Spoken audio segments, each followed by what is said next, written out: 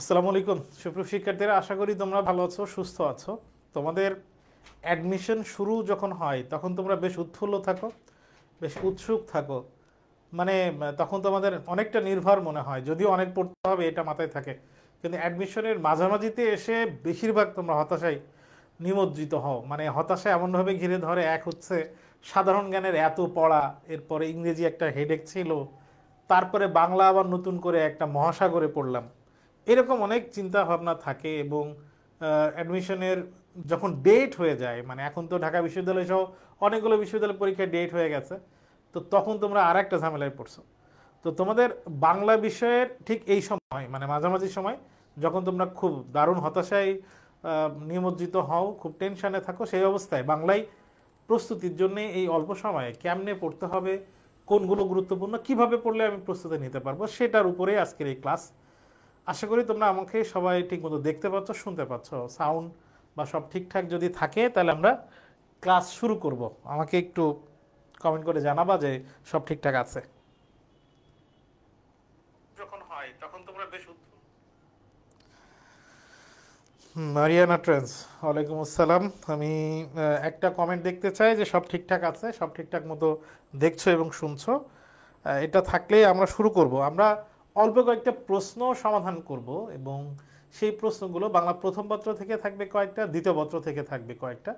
এটা সমাধান করে দেখানোর চেষ্টা করব যে অল্প সময়ে কোন কৌশলে, কোন টেকনিকে বিশ্ববিদ্যালয় প্রস্তুতি নিলে তোমার অনেক সময় অনেক অনেক বড় বিষয়, অনেকগুলো বিষয় পড়তে হবে না, কিন্তু সে অল্প বিষয় কিভাবে পড়তে হবে সেটা দেখানোর চেষ্টা করব।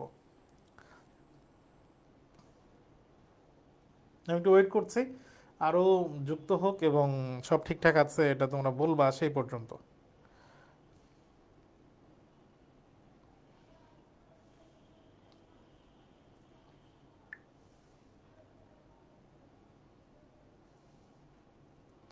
ওকে ফাইন, তাহলে আমরা শুরু করি।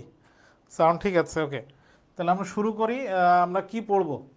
আমরা প্রথমে একটু আমরা সরাসরি ক্লাসে যাওয়ার আগে একটু দেখে নেওয়ার চেষ্টা করি যে আমরা স্কুল অফ এক্সিলেন্সের বেশ কিছু উদ্যোগ, বেশ কিছু কোর্স এখন রানিং আছে।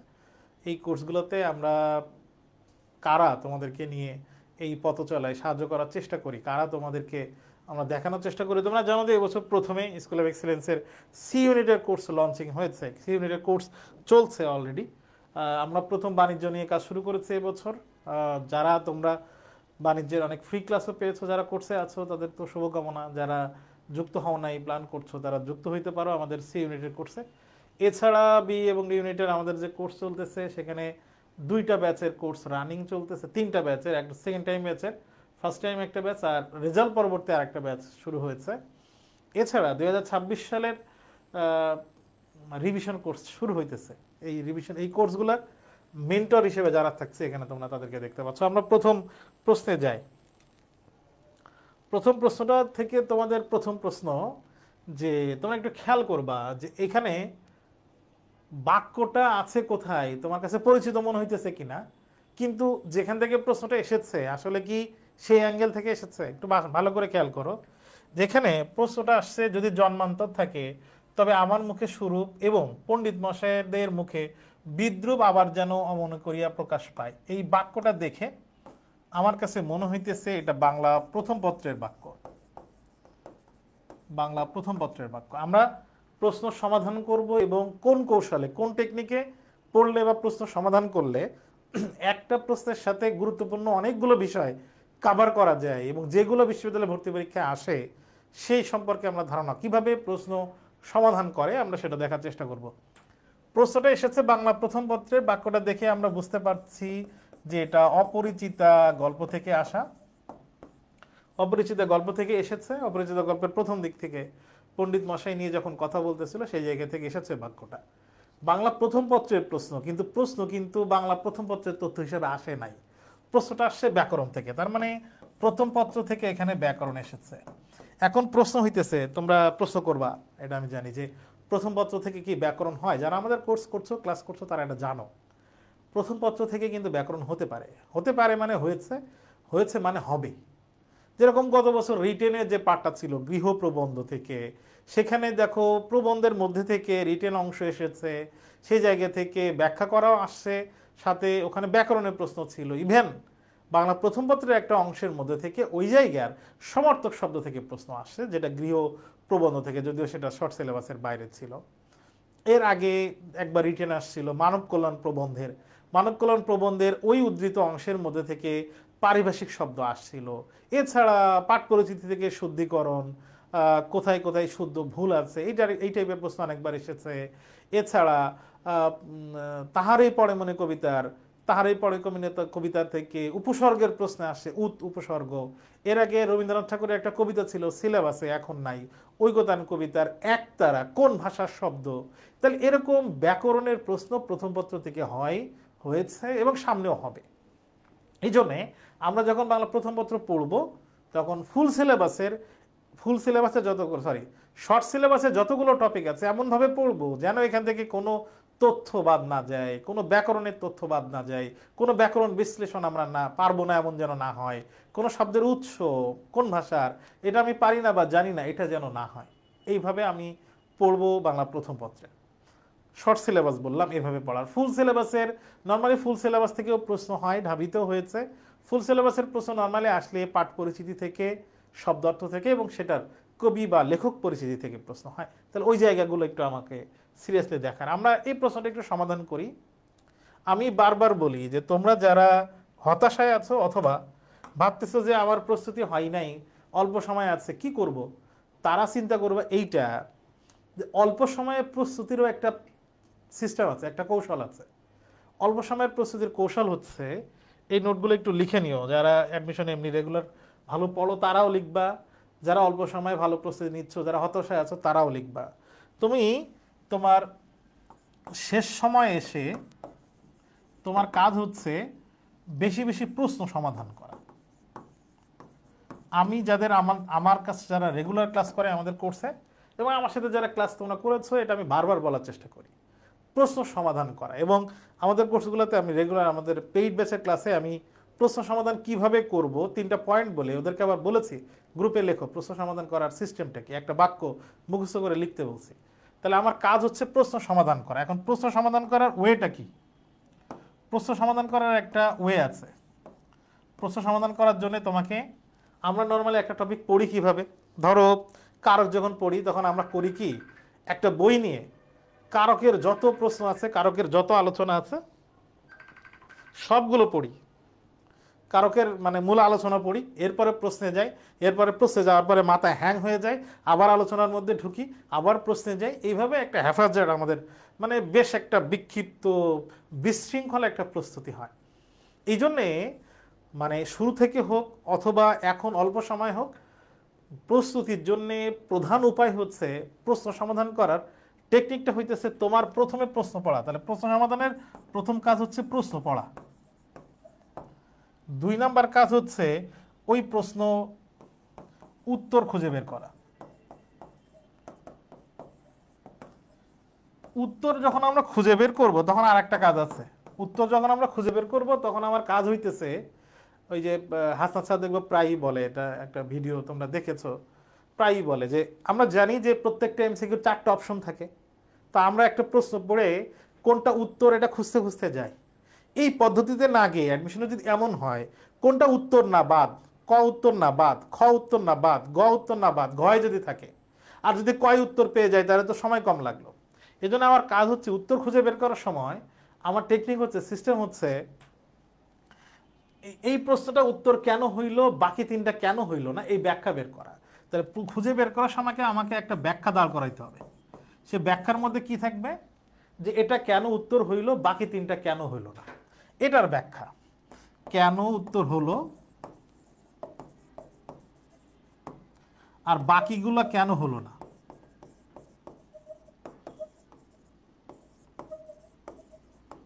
তাহলে একটা 4টা অপশনের মধ্যে একটা উত্তর হবে, এটা কেন উত্তর হইলো, বাকি 3টা কেন উত্তর হইলো না।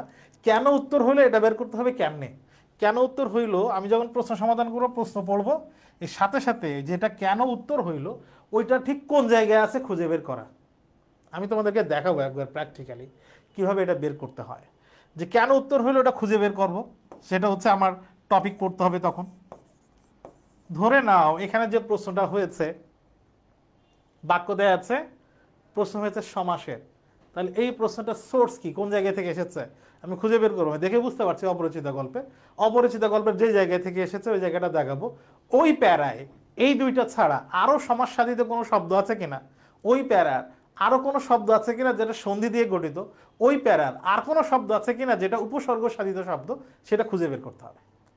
এইটা হইতেছে প্রশ্ন সমাধান করা। প্রথমে প্রশ্ন পড়ে উত্তর খুঁজে বের করা, কেন হইল, বাকি তিনটা কেন হইল না, এরপর আমি টপিকে যাব। তাহলে প্রথম আমি বলতেছিলাম ফুল টপিক পড়ে প্রশ্নে গেলে তোমার কি হবে, তুমি পুরো টপিক পড়বা কিন্তু কোনগুলো ইম্পর্টেন্ট বুঝতে পারবা না। কিন্তু যদি প্রশ্ন পড়ে টপিকে যাও তাহলে শুধুই ইম্পর্টেন্টগুলো তুমি বুঝতে পারবা। তো এইভাবে বাকি যে অল্প সময় আছে তোমাদের কাজ হইতেছে প্রশ্ন সমাধান করা, এটা কেন হইল, বাকি তিনটা কেন হইল না, তার ব্যাখ্যা খুঁজে বের করা। আমরা এবার দেখি এটার ব্যাখ্যা কেমনে হয়। দেখো প্রথম শব্দ হচ্ছে জন্মান্তর। আমরা জানি শব্দের শেষে যদি অন্তর থাকে, শব্দের শেষে যদি অন্তর থাকে তাহলে সেটা নিত্য সমাস হয়। আমরা যখন সমাস পড়িয়েছি এই শর্ট টেকনিকটা তোমাদেরকে শিখিয়েছি। তাহলে জন্মান্তর এর ব্যাস বাক্য হচ্ছে অন্য জন্ম, শেষে অন্তর আছে, তাহলে এর নিত্য সমাস হয়। দেখো এখানে নিত্য সমাস, এখানে নিত্য সমাস, এখানে নিত্য সমাস, এখানে নিত্য সমাস, চারটাতে নিত্য সমাস আছে। তার মানে আমি একটা দেখে এটা উত্তর বের করতে পারছি না। এরপরে আছে কি সুরূপ। সুরূপ, সু মানে সুন্দর, রূপ। এখন সুরূপ শব্দে সু বোঝাইছে নাকি রূপই বোঝাইছে? আমরা জানি সুরূপ শব্দে রূপই বোঝাইছে, তার মানে এখানে পরপদ প্রধান আছে, পরপদ প্রধান আছে। এবং সু যে রূপ মানে সুন্দর যে রূপ, যেরকম মহান যে কীর্তি, মহাকীর্তি, সু যে রূপ সুন্দর রূপ, সুরূপ, এটার প্রথমে বিশেষণ আছে, পরে পরের পদটায় প্রধান আছে। এরকম হইলে সেটা কর্মদ্বারায় হয়। আমরা জানি পরপদ প্রধান আছে এরকম সমাসের মধ্যে। বহুব্রীতে আমরা পরপদ প্রধান পাই না, তৃতীয় পদ প্রধান। অব্যয়ীভাব সমাসে পূর্বের এই অব্যয়টা প্রধান, তাহলে এটা বাদ।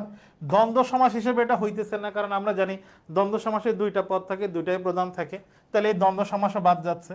তাহলে আমরা তিনটা কেটে দিয়ে কিন্তু বুঝতে পারি যে এটা কর্মদ্বারায় হবে। তার মানে আমাদের বোঝার জন্যে বাকি তিনটা বাদ দিলে বোঝা যায় যে এটা কনফার্ম হইতেছে। এরপরে এটা কর্মধারায় কেন হইলো, এটা যে বললাম ব্যাস বাক্য হচ্ছে সু যে রূপ, স্বরূপ এবং রূপ প্রধান, পরপদ প্রধান আছে, বিশেষণের সমাস হয়েছে, এই সমাসের নাম হচ্ছে কর্মধারয় সমাস। তাহলে উত্তর হচ্ছে নিত্য সমাস আর কর্মধারয় সমাস। যখন তুমি এই প্রশ্নটা পড়বা তখন তোমার কাজ কি? তোমার কাজ কিন্তু এখানে শেষ হয়ে যায় নাই। তোমার কাজ কিন্তু অপরিচিতার এইটুকু পড়ে শেষ হয়ে যাওয়া না। তোমার কাজ কিন্তু এই দুইটা পদই শুধু পড়লাম, এই সমাস দুটো পড়লাম এটাই শেষ হয়ে যাওয়া না। তোমার তখন কাজ হবে আমি নিত্য সমাসের যা যা আছে সবগুলো পড়ে ফেলবো, নিত্য সমাসের অন্য উদাহরণগুলো পড়ে ফেলবো। আমি কর্মধারায় সমাসের মধ্যে এই কর্মধারায়টা হচ্ছে সাধারণ কর্মধারায়, তাহলে আমি তখন আমার বইয়ে গিয়ে সাধারণ কর্মধারায়ের সবগুলো পড়বো। পারলে কর্মধারায় পুরোটা পড়বো, না পড়লে অন্তত এই সাধারণ কর্মধারায়ের আর যত উদাহরণ আছে এগুলো পড়বো। এইভাবে প্রশ্ন সমাধান করতে হবে, তাইলে কিন্তু তোমার সব পড়া লাগছে না, তুমি বুঝতে পারছো কোনটা ইম্পর্টেন্ট। তাহলে প্রশ্ন সমাধান মানে এইটা উত্তর কেন হইলো, বাকি তিনটা কেন হইলো না, যে দুইটা যেটা উত্তর হইলো ওই রিলেটেড তথ্যগুলো পড়ে ফেলা। এইভাবে বাকি যে সময়টা আছে ডিসেম্বর এই পর্যন্ত পড়লে যে কোনো প্রস্তুতি হয়ে যাবে। আমরা পরে আরেকটা প্রশ্নে যাই। এই প্রশ্ন দেখছি, এটাও আমরা বাংলা প্রথম পত্র থেকে নেওয়া প্রশ্ন। এটা প্রথম পত্রের অনুধাবন প্রশ্ন হয়েছে, এখানে প্রথম পত্রের প্রশ্ন কিন্তু অনুধাবন। এবং এই টাইপের প্রশ্ন অন্যান্য বিশ্ববিদ্যালয়ে না আসলেও ঢাবিতে দেখবা যে এই টাইপের অনুধাবন প্রশ্ন হয়। যদিও গত বছর অনুধাবনের প্রশ্ন ঢাবিতে হয় নাই, কারণ গত বছরের প্রশ্ন একবারে গদবাদা বিগত বছরের প্রশ্ন হয়েছে। এবছর কিন্তু এরকম গদবাদা প্রশ্ন হবে না। এবছর কেন হবে না বললাম, এর কারণ হচ্ছে বিভিন্ন প্রতিযোগিতার বিসিএস এর পরীক্ষার প্রশ্ন ঘেটে দেখলাম এবছর প্রশ্ন এমন হইতেছে যারা পড়ে, যাদের বেসিক ভালো, খুব ভালো পড়েছে, শুধু তারাই ভালো করতে পারবে। এই জন্য তোমাদের বেলায় তোমাদের জন্য এটা খুবই গুরুত্বপূর্ণ, মাথায় রাখবা। যারা পড়ুয়া, যারা ভালো পড়েছে, যারা ভালো বুঝে পড়েছে, তারাই শুধু ভালো করতে পারবে, অন্যরা ভালো করতে পারবে না। তাহলে ধনীর কন্যা তার পছন্দ নয় বাক্যটিতে কি প্রকাশ পেয়েছে? আমরা দরিদ্রতা প্রকাশ পাওয়ার কিছু তো নাই, এখানে দরিদ্রতা প্রকাশ পাওয়ার কিছু নাই। পুরুষতান্ত্রিকতা এখানে আছে কিন্তু এই বাক্যে পুরুষতান্ত্রিকতা নাই। এরপর সম্পদ লিপ্সা, ধনীর কন্যা তার পছন্দ নয়। সম্পদের প্রতি যদি লোভ থাকতো তাহলে তো সে ধনীর কন্যা পছন্দ করতো, তাহলে এটাও এখানে হইতেছে না। তাহলে বাকি আছে নিচুতা, এখানে নিচুতা হবে। আমরা একটু দেখি যে কোন বাক্যে বা কোন জায়গায় এটা আছে।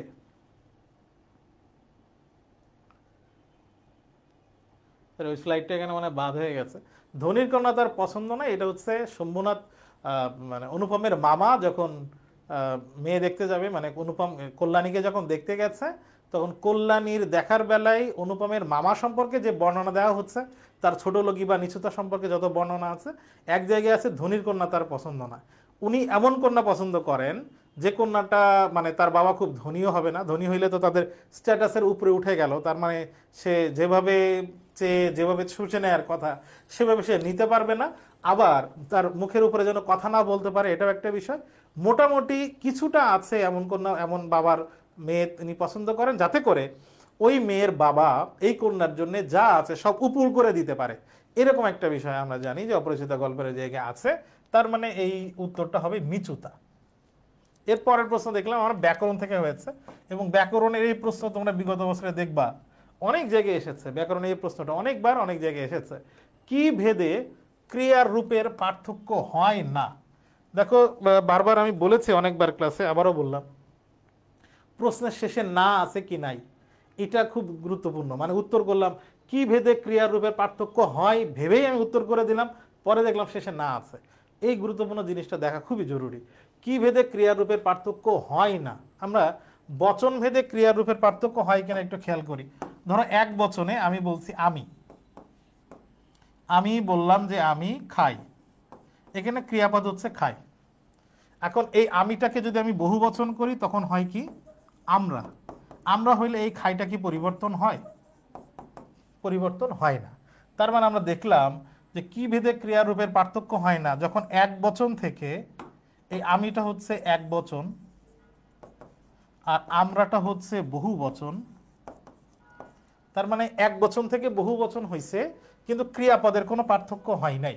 তার মানে বচন ভেদে ক্রিয়ার কোনো পার্থক্য হয় না।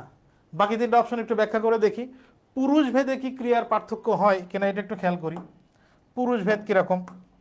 আমরা জানি উত্তম পুরুষ, মধ্যম পুরুষ আর নাম পুরুষ। উত্তম পুরুষ হচ্ছে আমি, তাহলে আমি হয়েছিল কি আমি খাই, এটা হচ্ছে উত্তম পুরুষ।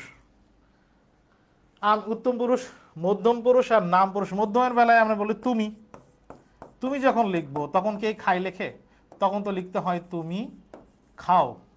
তার মানে আমরা দেখতে পাচ্ছি আমির ক্ষেত্রে খাই হয়েছে আর তুমির ক্ষেত্রে খাও হয়েছে, তার মানে পুরুষ চেঞ্জ হওয়ার সাথে সাথে ক্রিয়ার রূপের পার্থক্য হয়ে গেছে। তাহলে পুরুষ চেঞ্জ হলে ক্রিয়ার রূপের পার্থক্য হয়, কিন্তু বচন ভেদে ক্রিয়ার পার্থক্য হয় না। উত্তর হচ্ছে বচন ভেদে। এখানে বাকি দুটো অপশন তো অন্যরকম আছে, উত্তর হচ্ছে বচন ভেদে। এইভাবে এই তথ্যটা যে জায়গায় আছে সে জায়গায় পড়ে ফেলতে হবে। ক্রিয়ার রূপে পার্থক্য হয় পুরুষ ও বচন ভেদে, ক্রিয়ার রূপের পার্থক্য ওই জায়গায় বাক্যটা লেখা আছে, ওই অংশটা আমরা পড়ে দাগায় ফেলবো সাথে সাথে। এরপরে স্লাইডে তোমরা দেখতে পাচ্ছ আমাদের এবছর সি ইউনিট লঞ্চ করেছে। আমরা সি ইউনিটের এই মেন্টররা সি ইউনিটের ক্লাস নিচ্ছে, অর্ধেকের বেশি ক্লাস হয়ে গেছে। আমাদের বি ইউনিটের কোর্সের উপরে যাদের ভরসা আছে বা জানো তোমরা গত কয়েক বছর ভালো করছে, তারা তোমরা সি ইউনিটের স্টুডেন্টদেরকে সুপারিশ করতে পারো আমাদের সি ইউনিটের কোর্সের জন্য। আর এই যে তোমরা যারা বারবার আমরা বলার চেষ্টা করছি হতাশা, এটা নিয়ে যারা চিন্তা করছো, তোমাদের রেজাল্ট পরবর্তী অনেকে চিন্তা করছো, এবছর রেজাল্ট নিয়ে অনেকে টেনশন করেছে, এই কারণে অ্যাডমিশনের প্রস্তুতি নেওয়া অনেকে শুরু করছে রেজাল্টের পরে, অনেকেই, সবাই না। তো তোমাদের রেজাল্ট পরবর্তী আমাদের কোর্স যেখানে থাকবে, এই পর্যন্ত যত ক্লাস হয়েছে সেগুলোর রেকর্ড ক্লাস, এছাড়া ওই ক্লাসগুলোর রিভিউ ক্লাস নেব আমরা আলাদা, রিভিউ ক্লাস অলরেডি শুরু হয়েছে, এছাড়া সমাধান ক্লাস হবে এবং অন্যান্য পরীক্ষা এক্সাম যা আছে সবগুলো তো পাচ্ছ। তোমাদের গুচ্ছ পর্যন্ত এই ক্লাস চলবে। এই ক্লাসের ভর্তি সংশ্লিষ্ট বিষয় ব্যাচ 2, নতুন যে ব্যাচটা, ভর্তি সংশ্লিষ্ট বিষয় নিয়ে আমাদের পেজে নক দিতে পারো। পরের প্রশ্নে যাই আমরা। তার বিরুদ্ধে চলা আমার পক্ষে অসম্ভব বাক্যটিতে তার বলতে এখানে কাকে বোঝানো হয়েছে? তাহলে তার বলতে কাকে বোঝানো হয়েছে আমরা একটু দেখি। এই অংশটা যেখানে আছে সেই জায়গাটা একটু খেয়াল করি।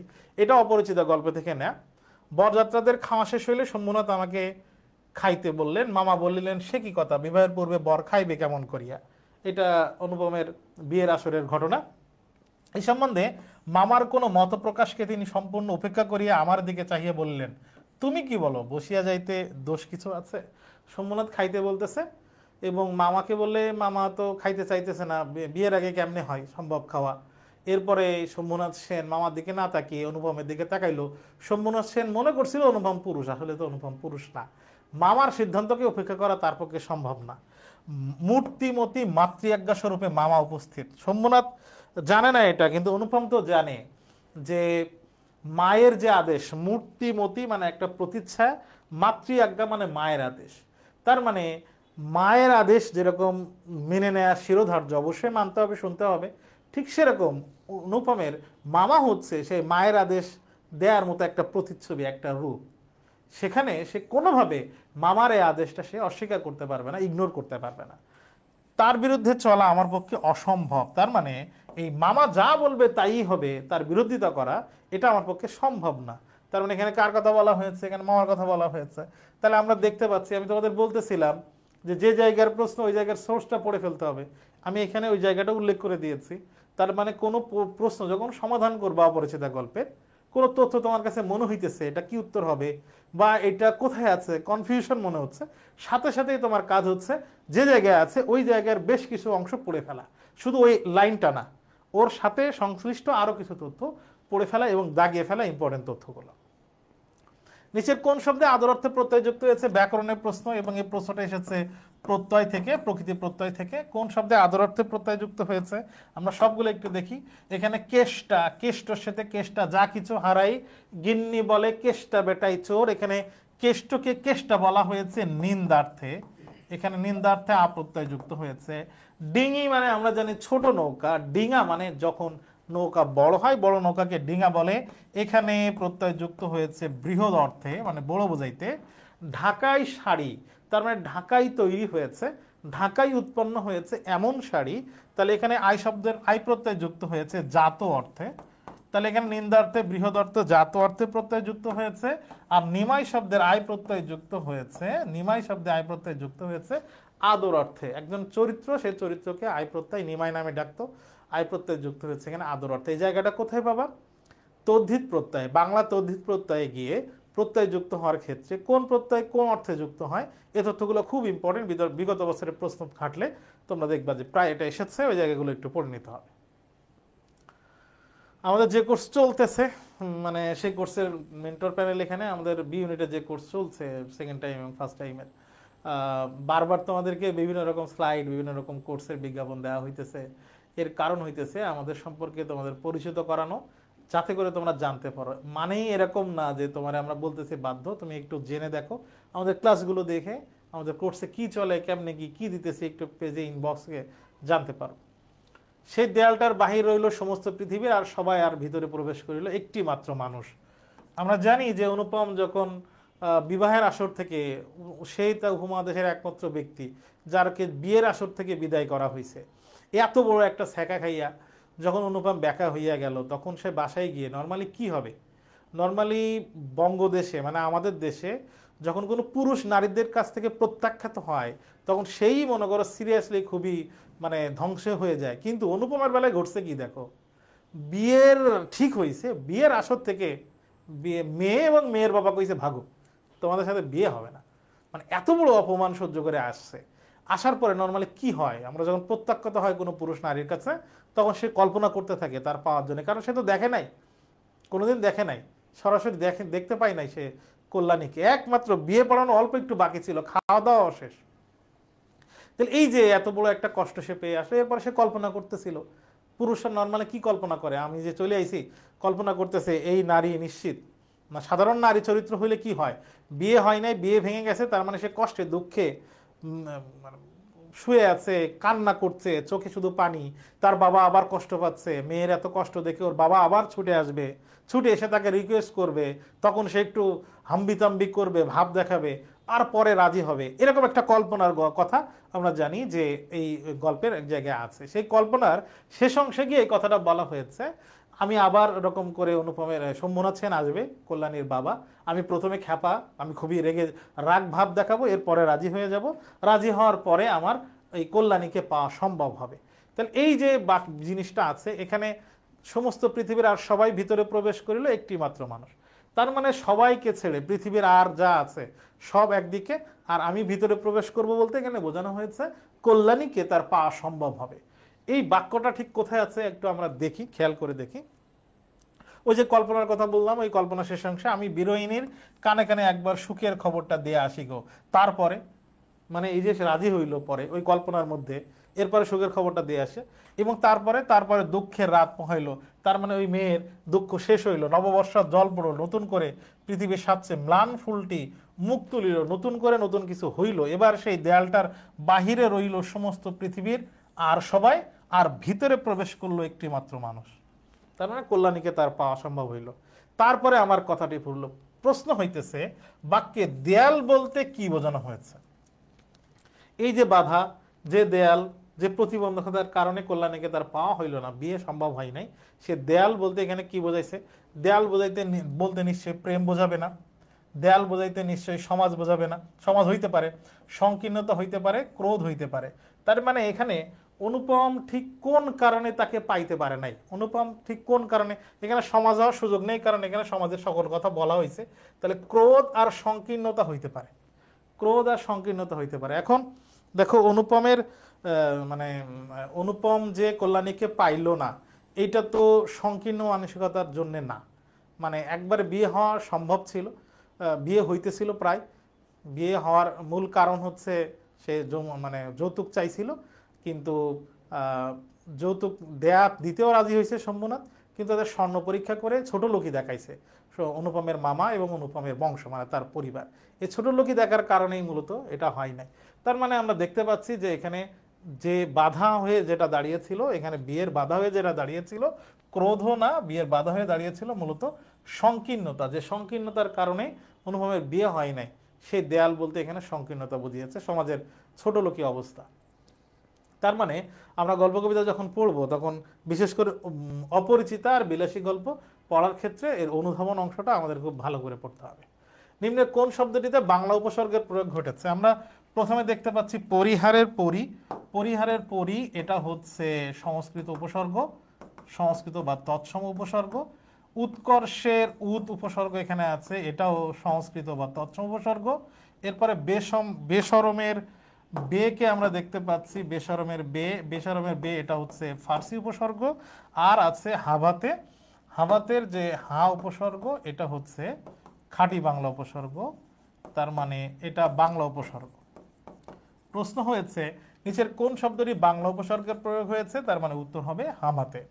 এই প্রশ্ন যখন আমরা পড়ব বা সমাধান করব তখন আমি বেশরম পড়ব, বে দিয়ে গঠিত হয়েছে অন্য কোন কোন শব্দ বে উপসর্গ আছে সেগুলো দেখব, ফার্সি উপসর্গের অন্য উদাহরণগুলো পড়ে ফেলব। সাথে সাথে পরিহার যে সংস্কৃত উপসর্গ, পরিহার পরি দিয়ে আর কি কি শব্দ গঠিত হয় সে জায়গায় দেখব পরিহার উপসর্গের গিয়ে। উদ হচ্ছে সংস্কৃত উপসর্গ, উদ দিয়ে গঠিত অন্যান্য শব্দগুলো কোন অর্থে যুক্ত হয়েছে এই জায়গাগুলো দেখে ফেলবো। এইভাবে প্রশ্ন সমাধান করলে উপসর্গের গুরুত্বপূর্ণ জায়গাগুলো কভার হয়ে যাবে। তোমরা যারা আমাদের কোর্সে যুক্ত হইতে পারতেছো না বা যুক্ত হও নাই, বা তোমরা অন্যান্য কোর্সে যুক্ত হয়েছো এখন আর সম্ভব না, টাকা পয়সাও সম্ভব না বা এই কোর্স করাও সম্ভব না ফুল, তারা আমাদের এক্সাম ব্যাচে যুক্ত হইতে পারো। আমাদের এক্সাম ব্যাচ বলতে আমাদের সবথেকে আমাদের কোর্স বা স্কুল অফ এক্সিলেন্সের বিশেষত্ব হইতেছে আমাদের প্রশ্নের মান এবং সমাধান। তো সেই মানে খুব দারুণ মানের প্রশ্নে আমাদের প্রশ্ন থেকে মানে আমাদের যারা প্রশ্ন করে বিভিন্ন মানে ক্রাইটেরিয়া ভাগ করে এরপরে ঠিকঠাক করে আমরা খুবই সিরিয়াসলি প্রশ্ন করি, সব রকম প্রশ্ন আমরা নর্মালি করি না। তো সেই অসাধারণ মানের প্রশ্নে তুমি পরীক্ষা দিয়ে নিজেকে যাচাই করতে পারো। আমাদের কিন্তু এক্সাম ব্যাচে প্রত্যেকটা প্রশ্নের সমাধান ভিডিও ডাউনলোড মানে আপলোড করা থাকে, তার মানে পরীক্ষা দেওয়ার পরে তুমি তার সমাধান ভিডিও দেখতে পাইতেছো। অনেকগুলো পরীক্ষা আছে, তুমি বিস্তারিত জানতেও পারবা আমাদের পেজে নক দিয়ে। তো আমাদের এক্সাম ব্যাচে যুক্ত হইতে পারো, কোর্স ফি বা অন্যান্য কিছু তুমি পেজে নক দিলে জানতে পারবা। অনুপমের পাপস্খলনের অকপট স্বীকারোক্তি, তোমরা যদি পাঠ পরিচিতি বা মূল ভাব পড়ে থাকো, অপরিচিত গল্পের পাঠ পরিচিতি বা মূল ভাব যদি ভালো করে পড়ো তাহলে দেখবা পাঠ পরিচিতির শেষে এরকম বলা হয়েছে যে অনুপমের পাপস্খলনের অকপট স্বীকারোক্তি প্রকাশিত হয়েছে এই চারটা বাক্যের মধ্যে কোন জায়গায় সে নিজে অনুতপ্ত হয়েছে, কোন জায়গায় সে বুঝতে পারছে যে আমি ছোট লোক, আমার এই ভুলটা আসলে ঠিক হয় নাই, এই ভুলটা অনেক বড় ভুল হয়েছে, কোন জায়গায় বলেছে সেটা একটু আমরা দেখে নিই। অপরিচিত গল্পের মামার নিষেধ অমান্য করিয়া মাতৃজ্ঞা ঠেলিয়া তারপরে আমি কানপুরে আসে আছি, কল্যাণীর বাপ ও কল্যাণীর সঙ্গে দেখা হইয়াছে। ওই যে বিয়ে ভাঙার পরে সে আবার গেছে বিয়ের ব্যাপারে আবার রিকোয়েস্ট করতে গেছে কল্যাণীর বাবাকে। হাত জোড় করিয়াছি, মাথা হেট করিয়াছি, শম্ভুনাথের হৃদয় গলিয়াছে, কল্যাণী বলে আমি বিবাহ করিব না। ঘটনা দেখো, মেয়ের বিয়ে ভাঙছে। হিন্দু বংশে সেই সময় বিয়ে ভাঙা মানে মানে বিয়ের একটা সময় চলে যাওয়া মানে বিশাল বড় কিছু। আর শম্ভুনাথ এবং শম্ভুনাথ নিজে তার মেয়ের হবু বরদেরকে বিদায় করে দিছে, আর মেয়ে কইতেছে আমি বিয়ে করব না। এটা একটা ভিন্ন ঘটনা অপরিচিত গল্পে হয়েছে। তাহলে এইখানকার 4টা বাক্যের মধ্যে কোন জায়গায় অনুপম যে ছোট লোকই করছে, সে যে পাপ করে ফেলছে সেটা স্বীকার করছে, আমার প্রকৃতি যে জাল দিয়ে বেড়া, এর ভিতরে আমরা দেখছি পাপ দূর করার কোনো ভাব দেখতে পাই না। আজ আমার বয়স 27, এখানে তো নাই। আমি অন্নপূর্ণার কোলে গজাননের ছোট ভাই, সে যে কোলে কোলে মানুষ, এটার ভিতরে এটা দেখতে পাচ্ছি না। হাত জোড় করিয়াছি, মাথা হেট করিয়াছি, এই বাক্যের মধ্যে দেখছি শম্ভুনাথকে সে খুব রিকোয়েস্ট করছে, মাথা নিচু করেও কইছে, এরপরে শম্ভুনাথ রাজি হয়েছে, কল্যাণী রাজি হয় নাই। তার মানে এই জায়গায় আমি দেখতে পাচ্ছি অনুপমের যে ভুল হয়েছে, এই পাপ সে স্বীকার করে নিছে, এই স্বীকারোক্তি এই বাক্যে আছে। 9 নম্বর প্রশ্ন, সাদর শব্দে উপসর্গ আছে কতটি? সাদর শব্দকে ভাঙলে হবে স যুক্ত আদর। এরপর আদর শব্দে আবার উপসর্গ আছে আ যুক্ত দর। দর মানে মান, আদর মানে দরের সাথে বা মানের সাথে, সাদর মানে হচ্ছে সাদর মানে হচ্ছে আদরের সাথে, আদর মানে বিশেষ মান। মানে এখানে উপসর্গ আছে 2টা, উপসর্গ আছে স এবং আ, তার মানে উপসর্গ এখানে 2টা। নারীর প্রশস্তি কীর্তিত হয়েছে কোন গল্পে? তোমরা অপরিচিতা গল্প পড়লে অপরিচিতার পাঠ পরিচিতির শেষে দেখবা লেখা আছে যে এখানে কল্যাণীর শুচিশুভ্র নারী কল্যাণীর প্রশস্তি কীর্তিত হয়েছে, মানে নারীর প্রশস্তি কীর্তিত হয়েছে, নারীর প্রশংসা হয়েছে কোন গল্পের শেষে? আমরা জানি অপরিচিত গল্পের শেষে। সরাসরি এই লাইনের বাক্য দেখে মনে হইতে পারে বিলাসীতেও তো প্রশংসা আছে, মাসি পিসি গল্পেরও তো প্রশংসা আছে, কিন্তু এই বাক্য ধরে সরাসরি পাঠ পরিচিতিতে পাওয়া যাবে নারীর প্রশস্তি কীর্তিত হয়েছে, মানে নারীর প্রশস্তি বর্ণনা করা হয়েছে অপরিচিতা গল্পে। তাহলে এটাও কিন্তু গুরুত্বপূর্ণ, একটা তথ্য মিললেই কিন্তু এটা উত্তর হবে না, পাঠ পরিচিতি ভালো করে পড়তে হবে। সরাসরি লাইন থেকে প্রশ্ন হয় ভর্তি পরীক্ষায়।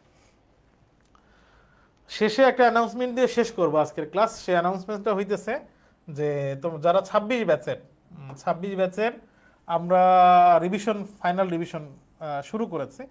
ফাইনাল রিভিশন কোর্স FRC আমরা শুরু করেছি, যেখানে মানবিকের আলিম এবং যারা SSC পরীক্ষার্থী 26 ব্যাচের তাদের সকল সাবজেক্টের রিভিশন। আমাদের এবার MCQ এর সাথে রিটেন, MCQ এর সাথে CQ আমরা সমাধান করব, এবং এবার রিটেন পরীক্ষা হবে। বাংলার ক্ষেত্রে প্রত্যেকটা ক্লাস যে টপিক থেকে হবে ওটার MCQ সমাধান করার সাথে সাথে তার রিটেন কাজও তোমাদেরকে আমরা দেব, পরীক্ষা হবে। প্রত্যেকটা ক্লাসের সাথেই একটা করে পরীক্ষা, MCQ এবং CQ থাকবে। এভাবে বাংলার কোর্স আউটলাইনে আমরা সাজিয়েছি। মানবিকের সকল সাবজেক্টের কোর্স এটা, ভর্তি ফি খুব বেশি না, খুবই সস্তা। রিভিশন কোর্স বাজারে যতগুলো আছে সব থেকে সস্তা আমাদের এই কোর্স। আশা করছি বা আশা করবো আমরা যে তোমরা 26 ব্যাচের যারা আমাদের এই রিভিশন কোর্সে ক্লাসে দেখা হইতেছে, আমরা চেষ্টা করব যে অ্যাডমিশনে তোমার যে পথ চলা, এটার সাথে মূলত তোমার কাজ ছিল একাডেমিকে। তো একাডেমিক এখন প্রস্তুতি তোমরা নিচ্ছ, একাডেমিকের এই পথ চলার সাথে অ্যাডমিশন যে খুব দারুণভাবে সম্পর্কিত, অ্যাডমিশন যে খুবই গুরুত্বপূর্ণ, মানে অ্যাডমিশনের সবথেকে গুরুত্বপূর্ণ বিষয় যে একাডেমিক প্রস্তুতি, এটা আমরা তোমাদেরকে ক্লাসে দেখানোর চেষ্টা করব, অ্যাডমিশন এবং একাডেমিক প্রস্তুতিকে অ্যাকোমোডেট করে। তো দেখা হচ্ছে আশা করছি ক্লাসে। তোমরা যারা লাইভে যুক্ত ছিলে সবাইকে অসংখ্য ধন্যবাদ। এরকম করে আগামীকালও আমাদের একাডেমিক প্রস্তুতি কিভাবে নিতে হয় অ্যাডমিশনের সাথে মিলিয়ে, সেইটার একটা ফ্রি লাইভ ক্লাস কালকে হবে বাংলার। এছাড়া তোমরা ভিডিও বিভিন্ন রকম ক্লাস সামনে পাচ্ছ, বাংলা, ইংরেজি, সাধারণ জ্ঞানের।